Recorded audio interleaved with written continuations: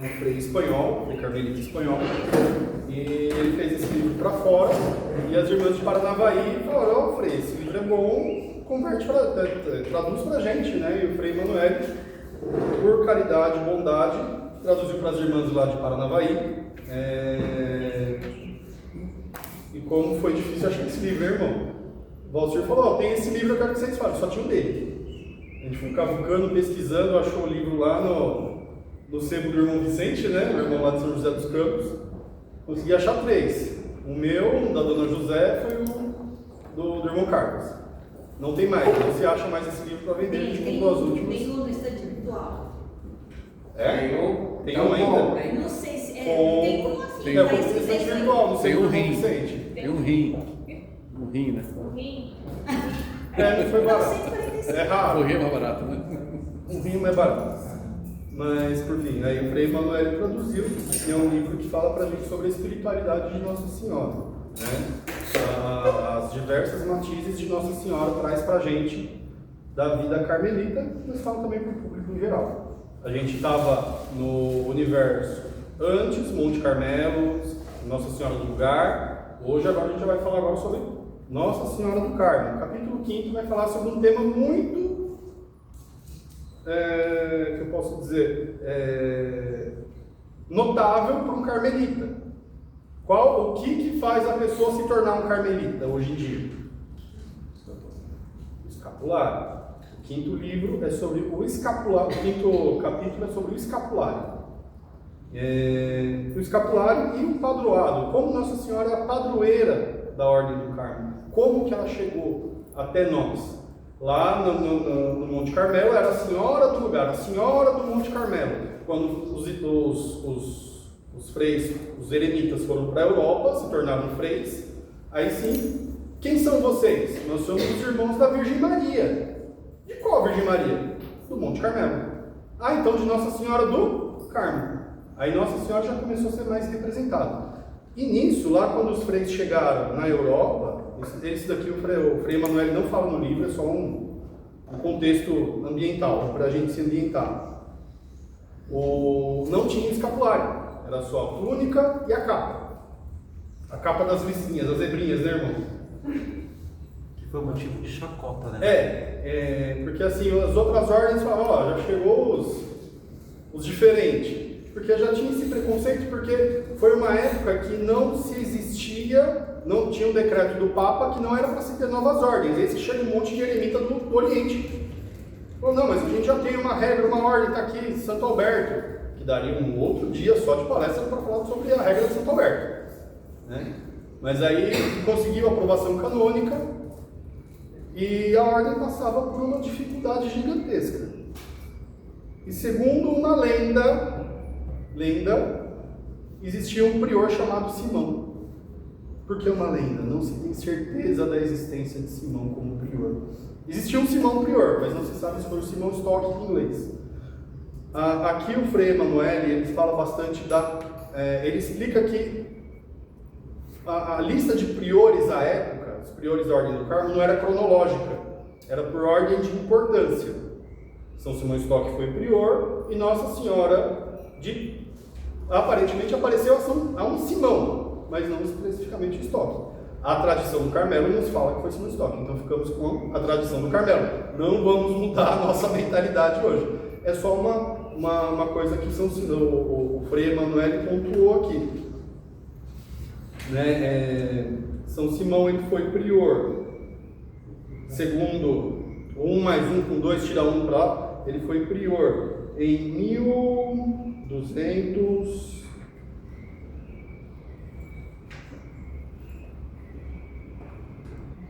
Ele entrou na ordem em 1242 e exerceu seu generalato em 1249.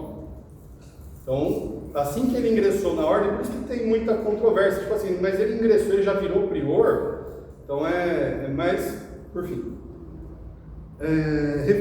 Vamos refletir sobre o capítulo, como eu disse, delicado da espiritualidade carmelita, a história e o significado do escapulário. Frei Emanuele não quer apenas contar a lenda do escapulário, mas ajudar a compreender como o escapulário se tornou o símbolo visível da aliança entre Maria e os filhos do Carmo.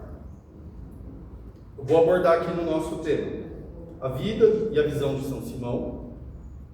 Mais para frente eu vou falar um pouco sobre o privilégio sabatino, um pouco sobre lendas marianas. Também vou explicar porque, como eu disse, lenda. Lenda como uma história passada de um para o outro é uma lenda, não é um fato, ninguém consegue provar, é um fato, é uma lenda. E vou falar sobre o hábito carmelita e um recadinho no final. A vida e a visão de São Simão, prior geral dos carmelitas no século XIII. No momento de dificuldade, quando a ordem passava por um período de tribulação, esperando mais uma das aprovações que a ordem precisava, como eu disse, não se tinha escapulário, era só a túnica e a capa. Então, desde então, ele em oração, como prior geral, ele pediu um sinal à Nossa Senhora, né? E a ele foi dado um sinal, né? A própria Virgem Maria apareceu a ele e disse: recebe, dileto filho, este escapulário da tua ordem será um sinal de salvação e proteção nos perigos e aliança de paz eterna. Agora, mais uma vez, por que lenda? Alguém mais viu? Ou foi só São Simão? Só São Simão, né? É a mesma coisa que eu sair ali e falar: gente, acabei de sair ali e vi Nossa Senhora. Ou, vamos lá, o prior. Vamos colocar o prior, né? O prior chega lá e fala: gente, eu vi Nossa Senhora apareceu para mim. A gente vai acreditar, porque ele é prior. Não é prior? Eu supus que sim. Mas por isso que é uma dita lenda. Nós, como a piedade nos permite, a gente acredita que Nossa Senhora realmente apareceu e entregou a ele esse sinal. Aí aqui o Frei Boaga convida a ir além dessa imagem poética, essa beleza de Nossa Senhora, apareceu do céu, como a irmã Nina apontou, entregando o escapulário a São Simão. O Frei Manuel ele analisou a história de São Simão, como eu disse, é incerta, mas acreditamos que ele foi prior e ele que recebeu o escapulário de Nossa Senhora diretamente dela. Mais uma vez, aqui a gente não se apega, a espiritualidade do Carmelo não se apega a esses fatos históricos, e sim aos atos espirituais. O que eu percebo aqui também é que muito do texto do Frei Emanuele, ele é, como gosta de dizer Frei Petrônio e o irmão Paulo Dyer, ele quer desmistificar, tirar um pouco dessa espiritualidade e trazer um pouco para a realidade. Mas mesmo assim eu conto um pouco da história, mas a gente tenta trazer para o lado espiritual, né? O escapulário não nasceu de uma aparição isolada, mas sim uma experiência viva do Carmelo. A certeza que Nossa Senhora está próxima. Como dito antes, Nossa Senhora ela vestia uma roupa vermelha, com manto azul. Até nas imagens mais antigas da Ordem do Carmo, está escrito lá, Rainha e Beleza do Carmelo, Regina Decor Carmelo. Até no Congresso de Aparecida, um irmão daqueles cartazes que a gente recebeu, o irmão falou: nossa, mas essa imagem de Nossa Senhora do Carmo está errada, porque Nossa Senhora estava de azul e vermelho. Eu falei: não, essa daí é a Rainha e Beleza do Carmelo. Isso aí a gente pesquisou lá na internet, está aqui, ó, Rainha e Beleza do Carmelo. Depois que houve todo esse transtorno de São Simão de aprovar a ordem, Nossa Senhora ela é uma de nós.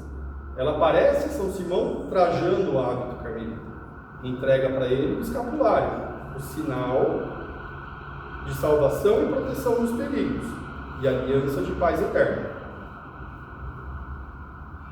É a certeza de que Maria está próxima da gente. Veste o mesmo hábito e protege os seus filhos com ternura de mãe. Mais uma vez, a Virgem de ternura.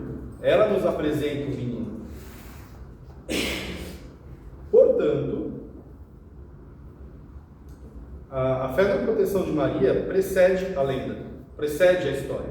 A gente sabe que Nossa Senhora ama seus filhos, assim como a galinha reúne seus pintainhos embaixo das asas, assim somos nós, embaixo do manto da Virgem Maria.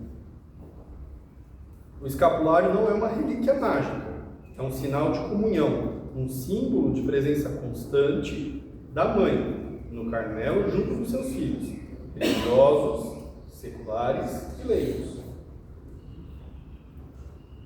O escapulário, vamos trazer aqui agora, para nós que já somos irmãos, que já professamos votos, os noviços, aos irmãos postulantes já tem um sinal de pertença à ordem.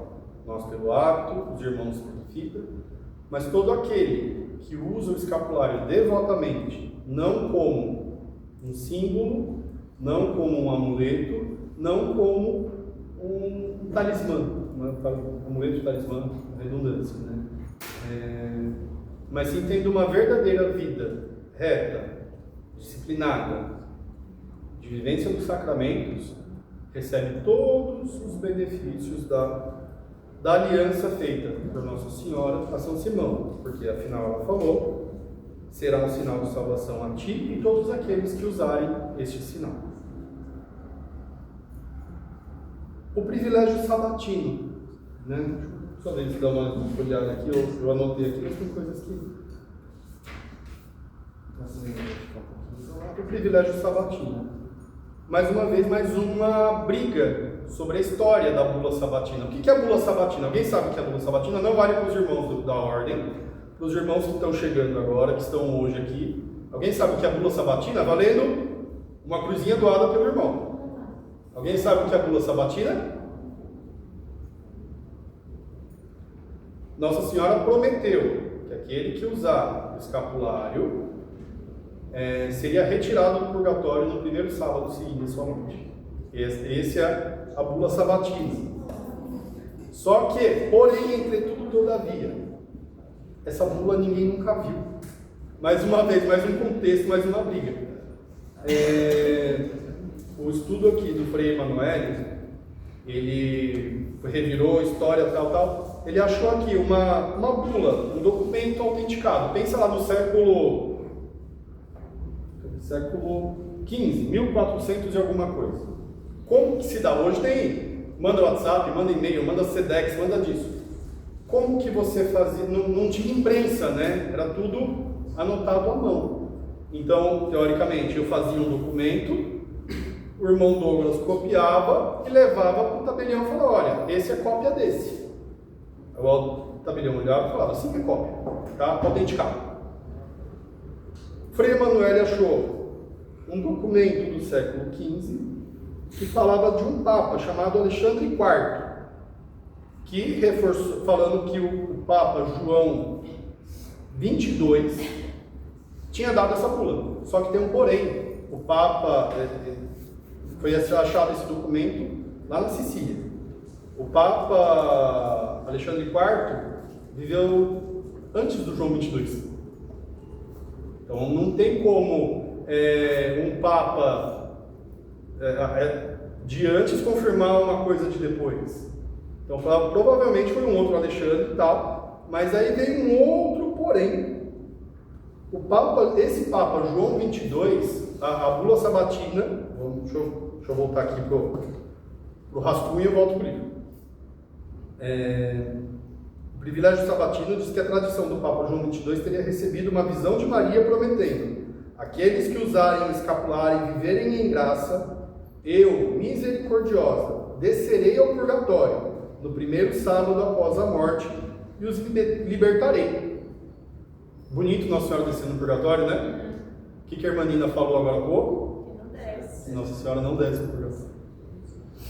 Então, essa bula, esse documento é falso. Esse documento em si é falso. Ele contém esses erros de cronologia e expressão inexistente no tempo de João 22. E tem um outro porém, que João 22 não acreditava no purgatório.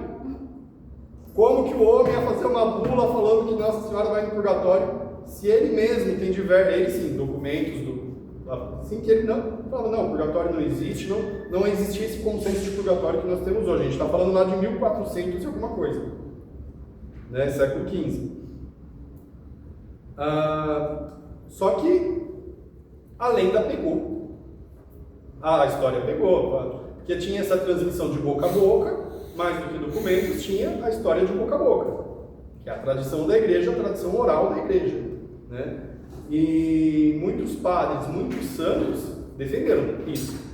No entanto que em 1613, já século XVII, a gente passou aí 200 anos de briga, o Santo Ofício interveio e falou: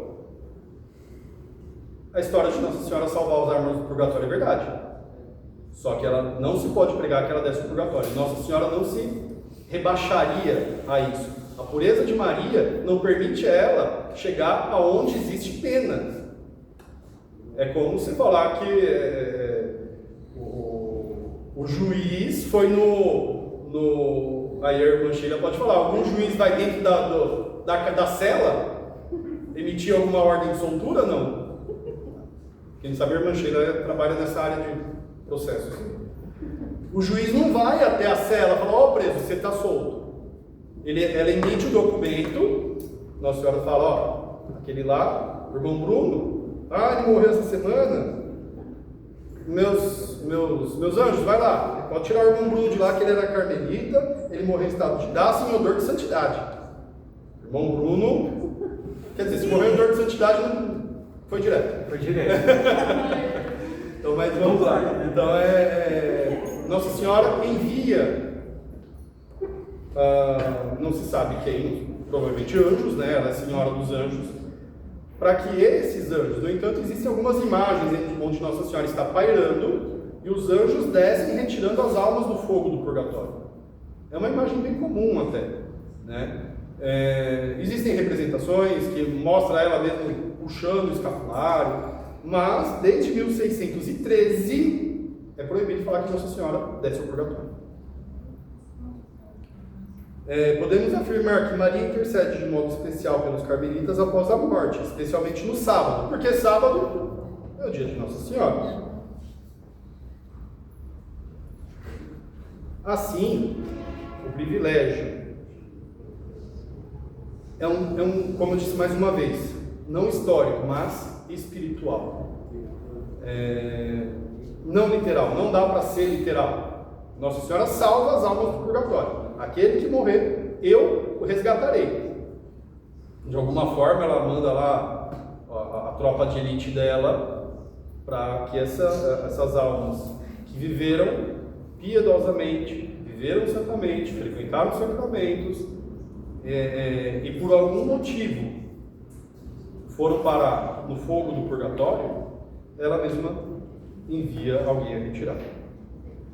Maria, o escapulário não é um amuleto, mas um compromisso. Então a gente que usa o escapulário tem esse compromisso de viver santamente.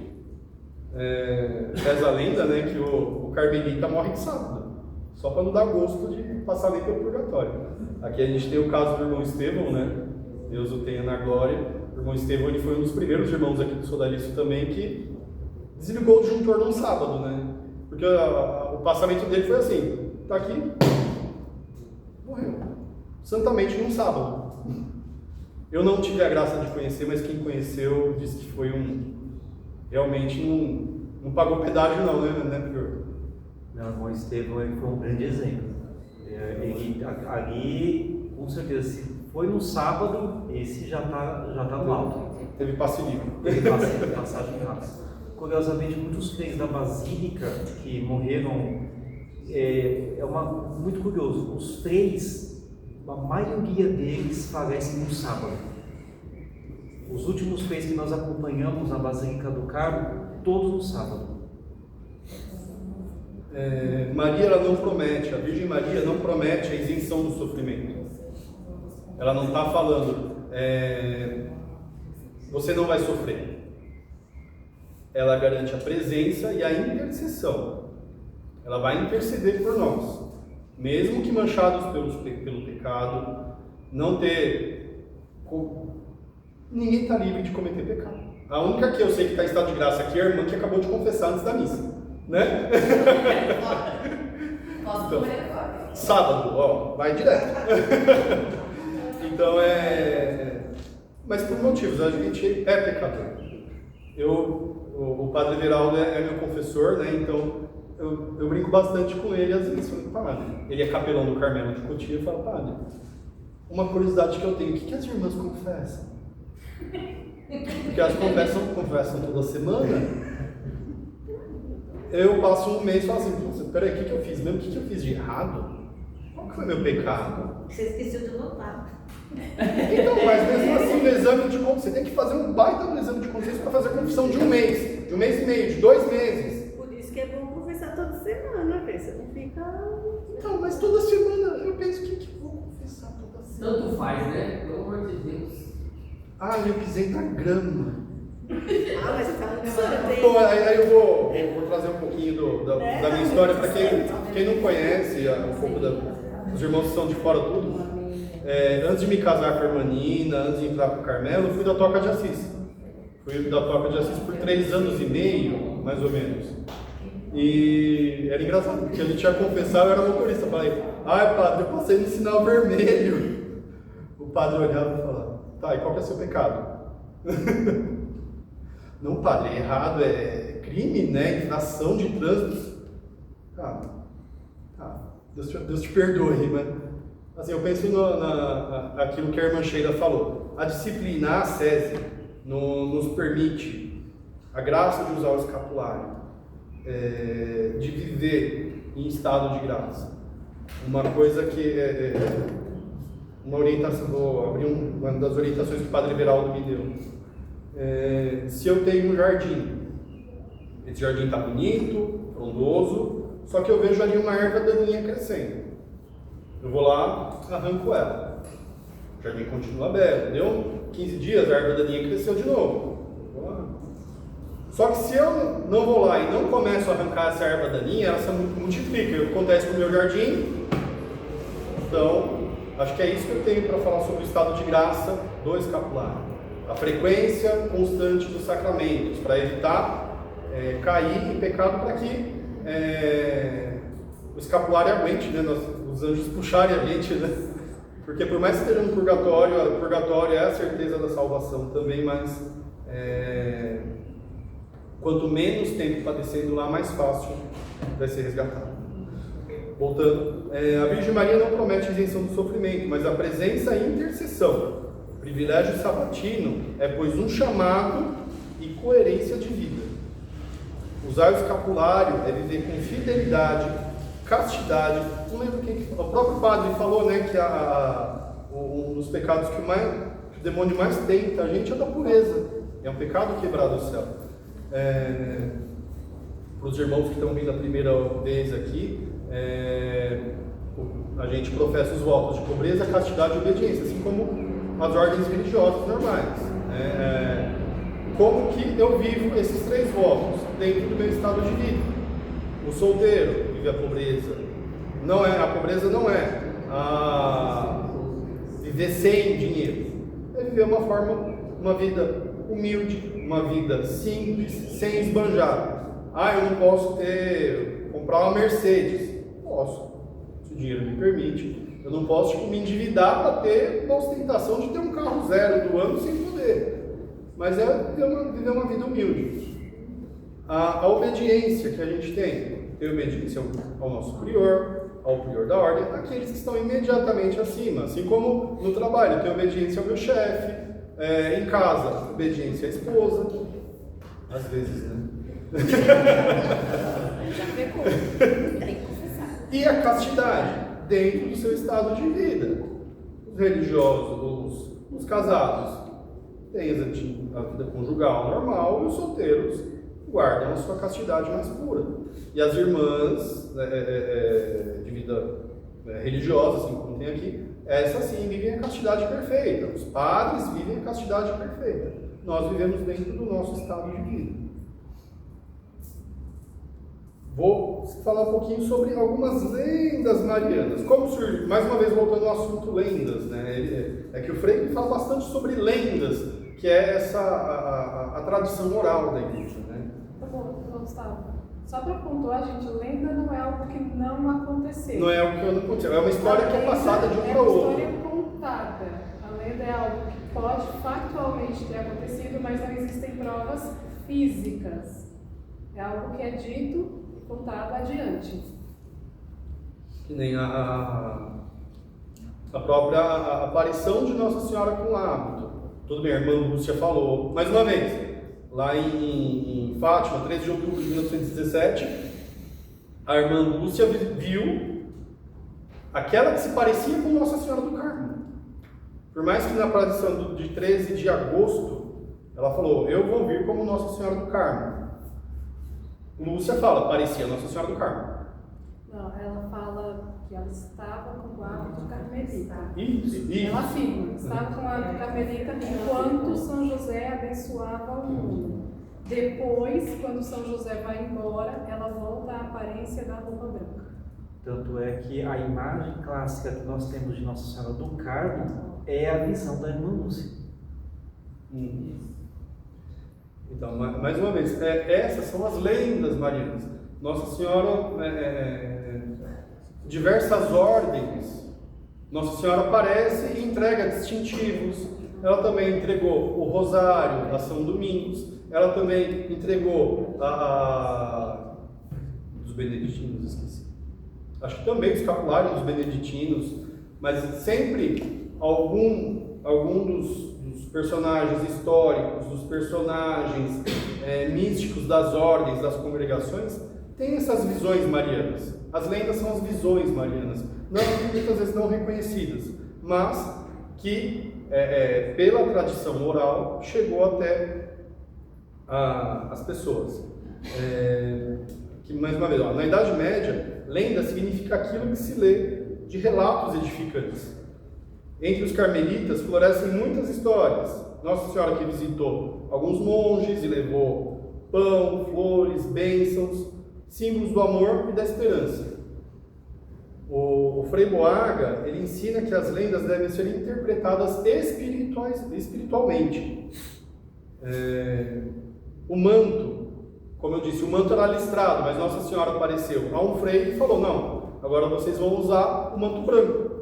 Já que vocês estão sendo chacota aí na Europa, usa o manto branco. Então, foi a visão de um frei que teve de Nossa Senhora que falou, olha, usa a capa branca. E vou falar sobre a capa daqui a pouco.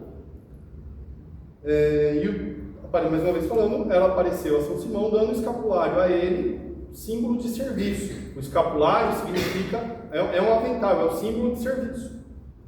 As lendas não são contos, mas expressões poéticas da fé vivida e que Virgem Maria, está sempre próxima, atenta e ativa na vida dos seus filhos. Caminhando mais para o final, eu vou falar um pouco sobre o hábito carmelita, sobre esse que nós aqui, irmãos, que já professamos votos, irmãos noviços, usamos o hábito, é um distintivo. Nós não usamos o hábito no dia a dia. Eu sou fisioterapeuta, já pensou? Vocês vão lá na cidade de Vargem Grande Paulista, estou eu lá trabalhando na prefeitura de hábito? Não, a gente usa o hábito, mais uma vez, a gente põe a nossa veste de serviço. O hábito é uma veste de serviço. Então por que os freios usam direto? As freiras usam direto, quer dizer, as irmãs aqui não usam mais hábito. Mas por que as irmãs usam? Porque elas estão a serviço do reino de Deus. Pois elas se dedicam totalmente ao reino de Deus. Eles se dedicam. Por que o padre usa batina? Porque ele está a serviço do reino de Deus, é o uniforme. Tem uma parte que ele fala aqui, eu acho que eu não notei, que o hábito é a libré. Eu até fui pesquisar o que é libré. É o uniforme da Virgem Maria. Então a gente se reveste, a gente põe a roupa da Virgem Maria, a roupa de serviço, a roupa de trabalho, a roupa de missão, para anunciar aqui para vocês, seja na missão na rua, seja na missa. Então, quando a gente está de hábito, a gente está em missão do reino de Deus.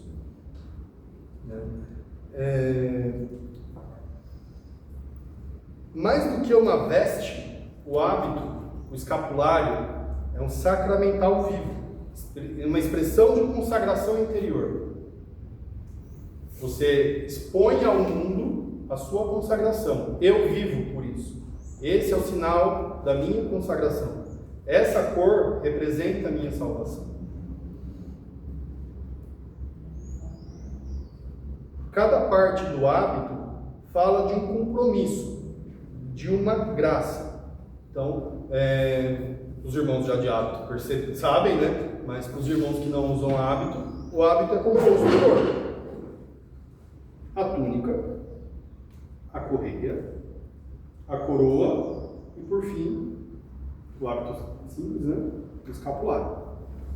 Os irmãos que já professam votos perpétuos, que é para onde caminhamos, né? Os irmãos que falamos hoje aqui, se Deus quiser, em janeiro a gente professa nossos votos perpétuos, aí sim a gente vai receber a capa também. Vocês viram na missa que tem alguns irmãos que usam capa e outros não.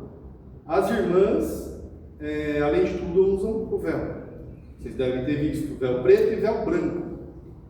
Véu branco de noviça. O hábito ele versa, cada sodalício versa de um jeito. Tem alguns sodalícios de voto simples que já usam o véu preto. No nosso aqui a gente usa, as irmãs só usam o véu preto depois da profissão perpétua.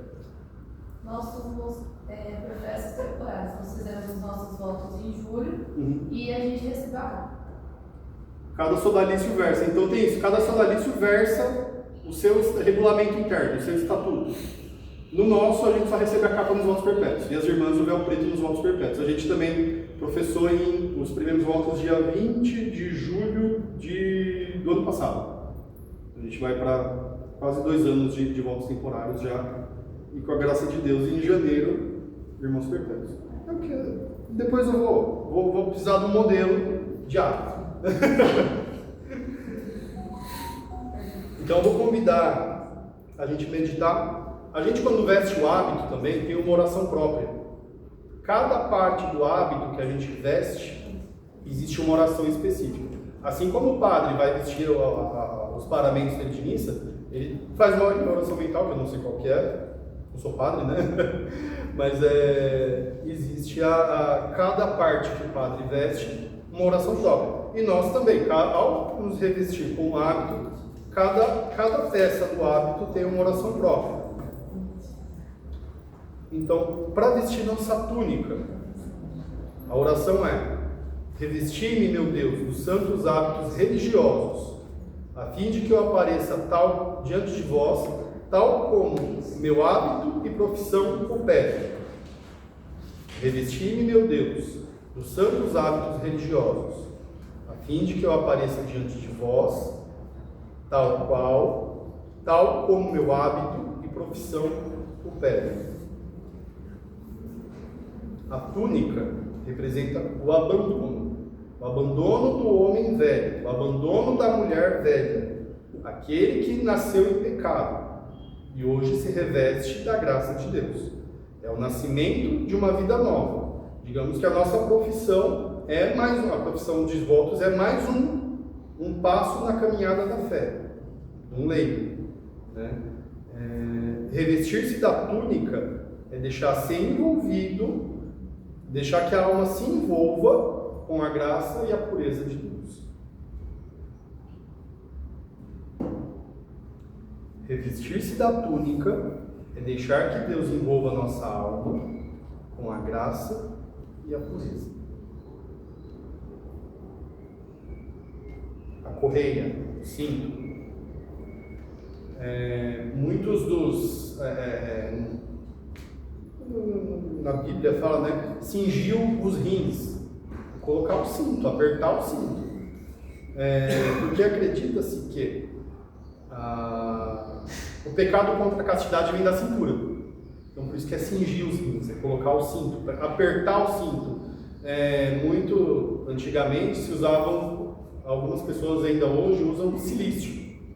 Quem assistiu aquele filme lá do Dan Brown, Anjos e Demônios, Anjos e Demônios, Código da Vinci, é um estardalhaço todo porque o cara usa assim. Eu conheço algumas pessoas que usam. É um reforço positivo para domar o corpo.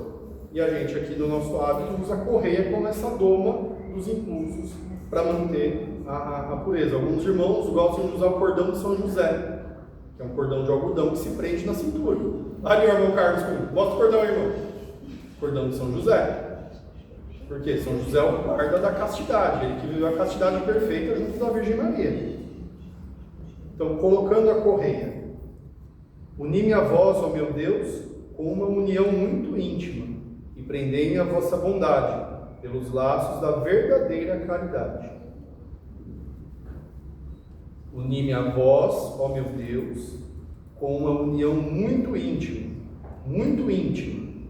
e prendei-me a vossa bondade, pelos laços da verdadeira caridade. Qual que é a verdadeira caridade? O amor.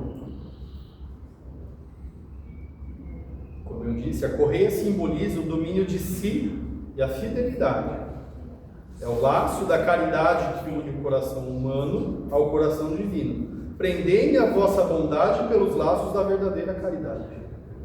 Então, quando eu estou vestindo a correia, de certa forma eu estou me unindo, peço a Deus para me unir à bondade dele. Depois vem a coroa, o terço. Senhor, o irmão Bruno gosta de falar que o terço, a coroa, é a arma do cristão. Irmão, o que é a coroa da gente?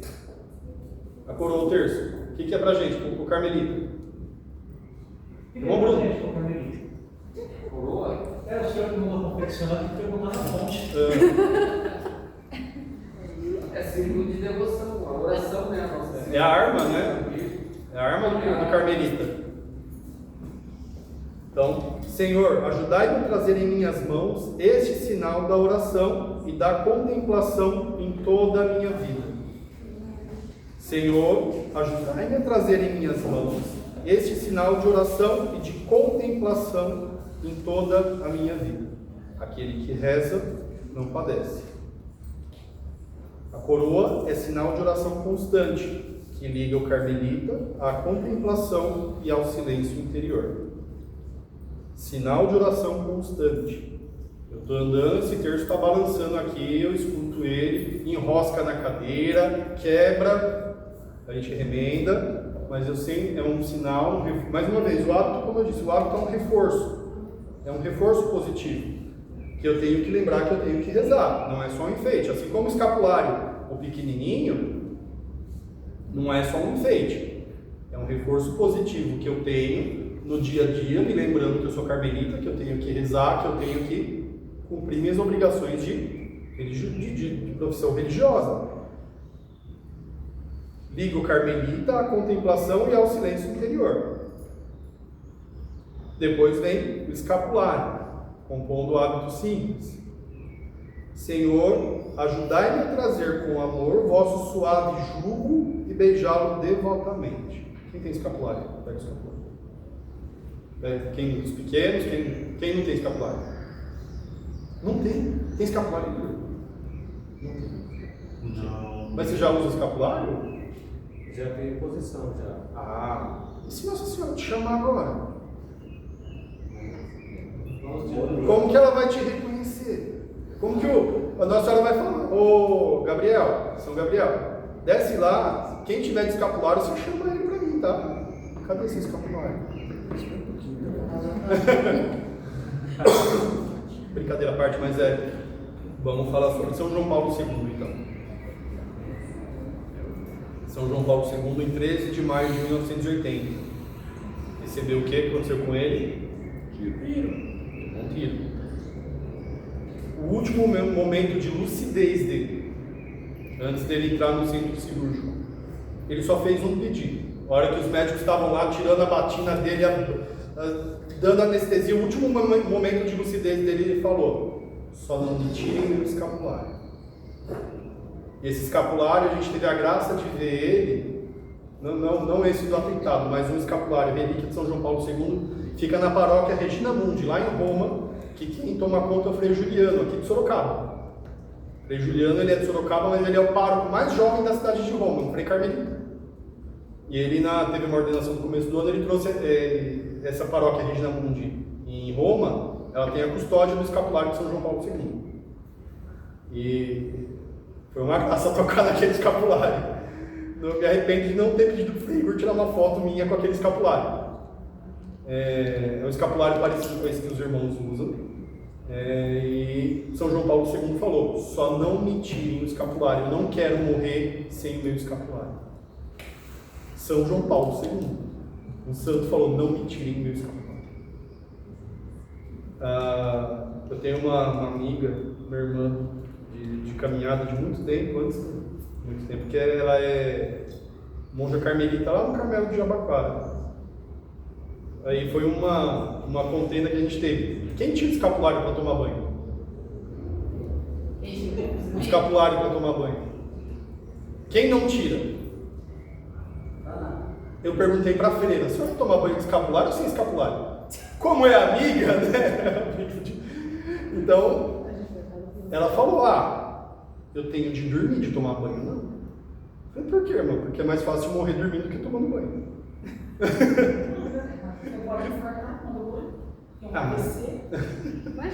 Mas ela falou, o irmão Carlos estava lá, o irmão Carlos estava nesse dia, né, irmão? Eu perguntei isso mesmo para a freira, não perguntei, atrás da grade. A intimidade é uma porcaria, né? Até com a monja, né? Não sabe, porque a filha foi embora, ela só tem de tomar banho. Sim, tem, eu conheço muita gente que tem o de tomar banho, deixa ali pendurado tem a toalha de rosto e o escapulário de tomar banho. Eu não tiro nem para entrar no mar, nada. Nem nada. Mas por fim, voltando a falar sobre São João Paulo II, ele falou, só não me tirem meu escapulário, não quero morrer sem meu escapulário. Ele, um santo, papa, jovem, com medo de morrer, falou, não me tirem meu escapulário. Eles tiram. Não tiraram. Eu estou falando assim, eles tiram o geral. Sim. Enfermeiro, sei. Tira, mesmo sendo de pano. Cirurgia, eu falei assim, eu quero ficar com o meu escapulário, falei com o médico. Ele falou assim, mas você não vai morrer. Eu falei, quem é você que fala que eu não vou morrer? Se eu morrer? Ele, não, você não pode. Eu falei, posso sim, se você deixar, eu vou te processar. É totalmente de tecido, não tem... Esses dias eu fiz ressonância com o meu. Eles queriam tirar também, eu falei, não, é só tecido. Mas não vai acontecer nada. Por fim, voltando aqui, falar sobre o escapulário. Senhor, trazei minha... Eu falei para quem tem que pegar escapulário, né? Pegue seu escapulário. Quem está com escapulário, pegue escapulário. Senhor, ajudai-me a trazer com amor o vosso suave jugo. Veja esse escapulário. O que é o suave jugo? O que é um jugo? Alguém sabe o que é jugo? Todo mundo fala na Bíblia, né? Meu jugo é suave. O que é jugo? Os cavalos não usavam mais. Carro de boi, você vai ali com a canga, né? Vai com o canga ali do lado, né? É o que coloca no animal para ele tracionar o carro. O jugo é isso, é aquilo que coloca sobre o ombro do animal para que o animal trabalhe. Estou me sentindo um animal agora. Mas como dizem na consagração de Nossa Senhora, né? Como coisa e propriedade vossa. Mas o jugo de Nosso Senhor, ele prometeu, é suave. O fardo é leve. Então mais uma vez, vestir o jugo, o escapulário é se pôr a serviço, é um avental, é colocar o jugo no pescoço e tracionar, é trabalhar. Escapulário é trabalho, não é brincadeira, não é amuleto, é trabalho. Ninguém mandou você colocar escapulário. Alguém colocou escapulário obrigado aqui? Não. Nos meninos a gente colocou pequeno, né, menino? Desde pequeno a gente já colocou neles, né? O que demorou mais foi o Camilo, que tinha 1 ano e meio, né? Assim O escapulário é o coração do nosso hábito. É o sinal de pertença, é o sinal da aliança da Virgem. Como eu disse lá no começo, que é a aliança que ela fez lá com São Simão. É o sinal da aliança. O casamento entre duas pessoas, independente da aliança do anel, o casamento acontece. Só que se eu tenho aqui, trazendo sempre, eu lembro que eu tenho compromisso com alguém. Eu tenho que respeitar esse alguém, mesmo estando longe desse alguém. Então, o escapulário é essa aliança que a gente usa sobre os nossos ombros. É o sinal da aliança com a Virgem Maria. Os irmãos de voto perpétuo usam a capa. Que a oração da capa é: Cordeiro de Deus, sem mancha, revesti-me a alma da pureza dos que estão revestidos.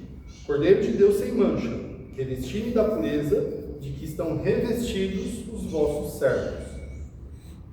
Revesti-me a alma da pureza de que estão revestidos os vossos servos. A capa é o manto da pureza e da presença divina. Alguém lembra algum carmelita notável que usava uma capa? Bem lá no começo, antes existia a ordem do Carmo. Quem tinha uma capa que falou: você que vai me suceder, toma, aqui para você. Elias. Então a capa remete ao profeta Elias. Aos irmãos que estão chegando agora, a ordem do Carmo começa lá no profeta Elias. Elias viveu no Monte Carmelo. E, como a irmã Nina falou, já existiam eremitas no Monte Carmelo. Já existia o estilo de vida cenobita lá no Monte Carmelo. Só que aí os templários, quando voltaram da guerra, queriam viver ali. Já existia uma comunidade ali sob o patriarcado de Jerusalém. Eram católicos romanos que viviam no Oriente sob o patriarcado de Santo Alberto de Jerusalém. Por isso que eles foram até Santo Alberto requerer uma regra. Então, a capa é o manto da pureza e da presença divina. Como Elias, o carmelita se cobre ao sentir que Deus passa. Elias estava lá no Horebe. Eu sempre confundo os montes, né? Ele fugiu lá de Jezabel, estava morrendo de medo de morrer. Aí, eu acho que eu estou errando a cronologia, não lembro. Mas por fim, Elias estava lá no monte e veio a tempestade. No Horebe, né? Veio a tempestade, veio o terremoto, veio tudo. E eles falaram: não, isso não é Deus. Eis que vem uma brisa suave e ele se cobre. Ele se reveste dessa pureza e Deus passa e pergunta: o que fazes aqui? O que você faz aqui, Elias? O que Elias respondeu? Agora sim, valendo a cruzinha. O que Elias falou? Quando Deus perguntou: o que você está fazendo aqui? Depois que ele reconheceu ele na brisa. O que Deus diz? Levantam por nome de Deus. Aqui tem? Aí Não. Aí tem. Tem? Padrinho, No quadrinho tem. zelo pelo Senhor dos Exércitos. Zelos zelados, sum condomino deu exército. Consumo-me de zelo pelas coisas do Senhor dos Exércitos, pela casa do Senhor dos Exércitos. Então, vestir a capa é esse sinal de pureza e de se consumir de zelo pelas coisas de Deus. Nada, é tudo simbólico? É simbólico. Mas. A irmã Sônia vendeu a vizinha, ela perguntou. Não, mas ela sabe, ela tem que saber. Não sabia que nós estávamos lá dentro. Ah! Estou terminando, gente, estou terminando. Para as irmãs, o véu.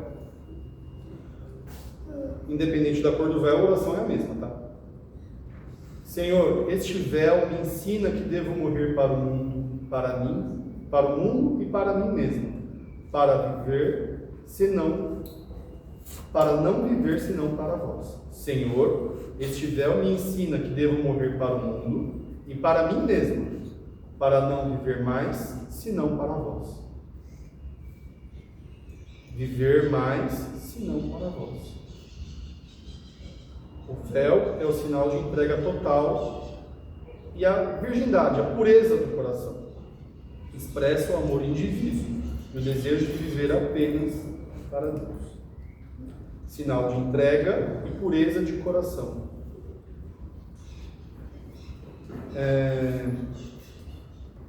Eu sei que não está no livro do Frei Emanuel, mas eu ganhei esse livro aqui do irmão da Toca de Assis. São as obras de São João da Cruz. E aqui no fundo tem, só para a gente encerrar sobre o hábito, São João da Cruz ele nos ensina que para se ganhar a santidade, só precisam vencer-se 3 inimigos. A gente só tem 3 inimigos espirituais.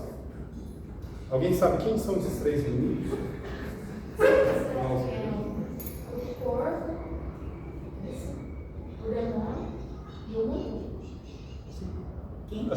E ela ganhou a cruz? Depois pega aqui. Eu vou dar, mas quem deu a cruz foi o irmão aqui. Ele nos fala que, dados os graus de dificuldade, deixa eu lembrar aqui, para não falar nenhuma. Cada um tem a sua dificuldade. Vencer o mundo, desses três é o mais fácil. Vencer o mundo é o mais fácil. Qual o mais difícil? Então, nós mesmos. Ele fala, resumindo, grosseiramente, que o mundo a gente luta contra ele. As distrações, tudo isso a gente luta. O demônio é fácil de vencer também. É só você ignorar ele. É só não dar atenção. Aquilo que o padre falou na missa, de que o demônio, ele está ali, fala assim, não lembro se foi, eu já estou misturando, se alguém falou assim, não reza hoje não vai acontecer nada, isso é uma tentação do demônio, não reze hoje. Aí você fala assim, não rezei hoje, amanhã eu rezo, rezou amanhã, domingo, chegou a visita em casa, não vou para a missa não, deixa, vou amanhã na segunda. Mas mudou alguma coisa na sua vida? Mudou alguma coisa no seu trabalho, se você não foi na missa? Mudou alguma coisa com seu pai? Mudou alguma coisa com a sua mãe, se você deixar de ir na missa? No dia não. Se for fazendo... Então, aí é a tentação do demônio. A gente tem que fechar nossos ouvidos a esses conselhos do demônio. Agora, o mais difícil de lidar é nós mesmos. Porque no silêncio, no escuro da noite, a hora que tudo se cala, a hora que tudo silencia, aqui grita. E como, pelo menos para mim, como minha cabeça grita. Se bem que eu grito bastante também, né, irmã Nina? A irmã Nina briga comigo. Esse é meu tom de voz normal, tá, gente? Eu não estou fazendo força, não. Meu tom de voz é esse mesmo. O Thiago está aqui perguntando, por que você não está usando o microfone? Eu falei, precisa. Às vezes os motivos de briga em casa ela fala, por que você está gritando comigo? Eu falo, não estou gritando. Então esse é meu tom de voz normal, então eu falo alto. E quando silencio, é mais alto ainda. Então são os pensamentos vãos e desordenados que mais atormentam as pessoas. Então, é trazer todos esses sinais do hábito, esses reforços positivos que a gente tem para vencer a nós mesmos. E São João da Cruz nos ensina isso. Quem tiver oportunidade, depois procura. É as cautelas, acho que são 5 páginas do livro. O livro é desse tamanho porque aqui tem Noite Escura e a Subida. E 5 folhas finais, as cautelas de São João da Cruz. É uma nesguinha. Ele escreveu, o padre que fez o prefácio falou, só que toma cuidado que ele escreveu para as irmãs de Déa, as discípulas de Santa Teresa. Então o que está escrito ali não é para qualquer um. Você tem que trazer para a sua mentalidade de leigo no dia a dia. Tá? E para concluir, vestir o hábito é revestir-se de Cristo e de Maria. Cada peça é um chamado à oração, à pureza e à fidelidade. O carmelita transforma o hábito em testemunho visível do amor invisível. Pegou? É um sinal visível. A gente usa esse hábito como um sinal visível que a gente percebe. O amor em si é invisível. É uma prova, é um jeito de mostrar que a gente sente o amor é invisível, o amor da graça de Deus. O amor da Virgem Maria que ela tem por cada um de nós. Concluindo, Frei Emanuele nos lembra que Maria é patrona, é nossa padroeira. Ela alimenta, protege e guarda a ordem do Carmo. Ela é mãe, ela é mestra e ela é nossa irmã. Por que é nossa irmã? Porque ela também usa o hábito como a gente. Ela se sentiu revestida, ela se vestiu como carmelita. Ela se apresenta a Lúcia como uma irmã carmelita. Então ela é nossa nossa mãe, nossa mestra e nossa irmã. A ordem dos freis são os irmãos da bem-aventurada Virgem Maria do Monte Carmelo. Quem são vocês? Nós somos os irmãos da Virgem Maria do Monte Carmelo. Os irmãos, as irmãs têm a Virgem Maria por mãe, mestra e irmã. Nós leigos também. Reforçando, o sinal do escapulário exige resposta. É o sim. É o sim todo dia, é o sim diário, é o sim constante. É o sim a cada hora. Sempre dizer sim para Deus. Nossa Senhora não pensou 2 vezes em dizer sim. Ela só perguntou como que vai ser. Se você pergunta como que vai ser, você já disse sim. Então, assim, me fala como que é, me fala como que chega lá que eu vou. Nossa Senhora não pensou, ela não titubeou, ela sempre disse sim. E porque ela disse sim, a gente precisa dizer o nosso sim também.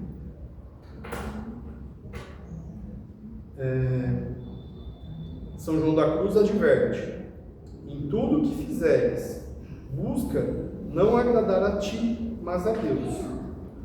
Foge do supérfluo, do apego e da vanglória, pois o menor desses laços pode impedir-te de voar ao alto. Tudo que você for fazer, mais uma vez, tentando vencer o eu. Tudo o que fizeres, busca não agradar-te a ti, mas a Deus.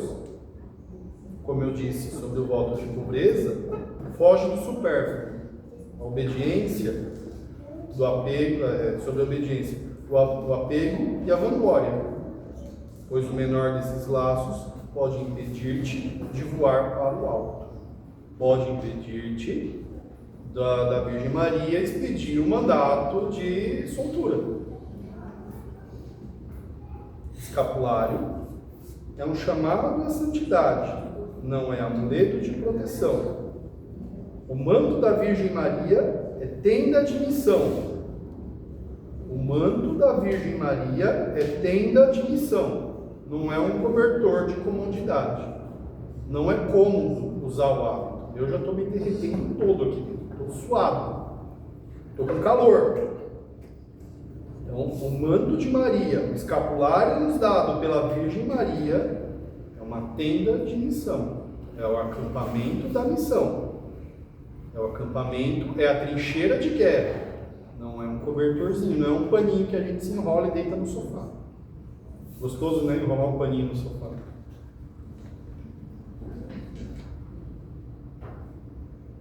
Que a flor do Carmelo seja o perfume da nossa vida. E quando a Virgem Maria vier no sábado, hoje, dia dela, naquele sábado que você estiver no purgatório, ou em qualquer dia, que ela nos reconheça como os filhos que viveram à altura do hábito que vestiram. Que ela nos reconheça como filhos que usaram piedosamente, verdadeiramente, o escapulário.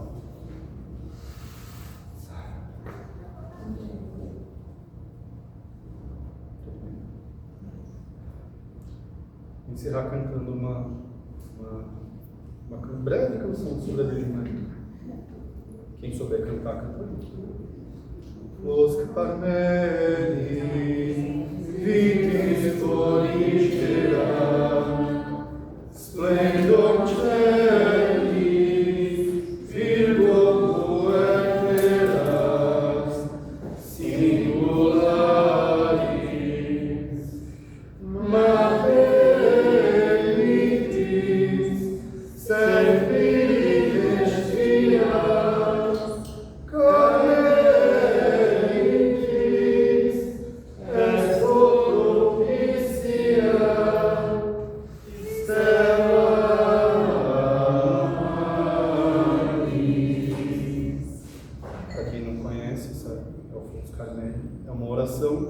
São Simão, tão controverso, eu falei que ele não existe aqui, né? Assim, ele existe, nos é dada essa tradição.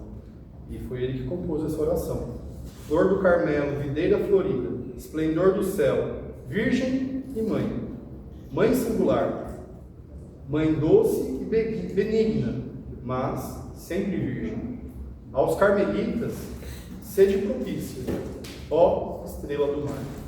A estrela do mar é aquela que na época, né, guiava os marinheiros perdidos no mar. Eles viam aquela estrela e sabiam que podiam seguir por aquele caminho.